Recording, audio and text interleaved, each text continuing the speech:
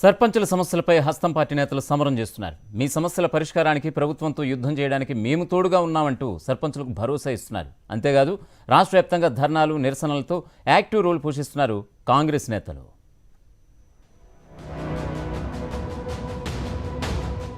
తెలంగాణ కాంగ్రెస్ నేతలు దూకుడు పెంచారు. గత కొంతకాలంగా అంతర్గత సమస్యలతో సతమతమైన ఇప్పుడు ప్రజా సమస్యలపై పోరు చేస్తున్నారు. సర్పంచ్ సమస్యల పరిష్కారానికి నడుం బిగించినట్లుగా ప్రభుత్వంపై యుద్ధానికి సిద్ధమయ్యారు. తెలంగాణలో తమ ఉనికి చాటుకునేందుకు సర్పంచుల కోసం పోరాటం చేస్తున్నారు. గ్రామ పంచాయతీలకు నిధుల విషయంలో రాష్ట్ర ప్రభుత్వ వైఖరిని నిరసిస్తూ టీపీసీసీ రాజీవ్ గాంధీ పంచాయతీరాజ్ సంఘటన ఆధ్వర్యంలో ఇందిరా పార్క్ వద్ద ధర్నా చేశారు. సర్పంచ్లకు వెంటనే నిధులు చెల్లించాలని, వారి ఇతర సమస్యలను పరిష్కరించాలని డిమాండ్ చేస్తూ ఇందిరా పార్క్ వద్ద జరిగిన ధర్నాలో టీకాంగ్ నేతలు గళమెత్తారు.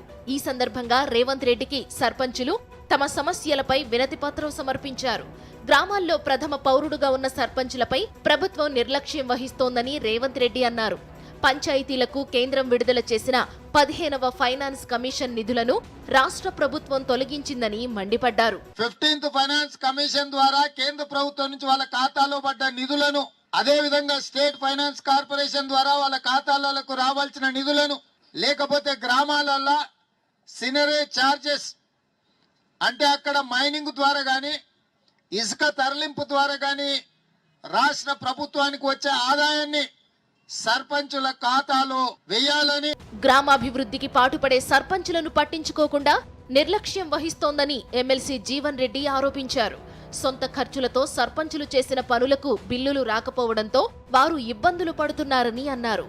సర్పంచ్ పరిస్థితి ఇట్లయిపోయింది కదా అంటే అప్పు సప్పు చేసుడు కాదు, వాళ్ళ బాధ్యతలు కర్తవ్యం నిర్వహణ కొరకు కూడా ఏదైతున్నదో ఈ అప్పో సప్పో చేసి అభివృద్ధి చేయడంతో చివరికి బలవన్మరణాలు పాల్పడే ఒక పరిస్థితి మనం గమనిస్తామని చెప్పంటున్నాం. సర్పంచులకు న్యాయం జరిగే వరకు కాంగ్రెస్ అండగా ఉంటుందని భరోసా ఇచ్చిన ఆ పార్టీ నేతలు ఈ అంశంపై పోరాటం చేయడం ద్వారా సర్పంచుల సానుభూతి పొందాలన్న కాంగ్రెస్ ఆశ ఏ మేరకు ఫలిస్తుందో చూడాలి.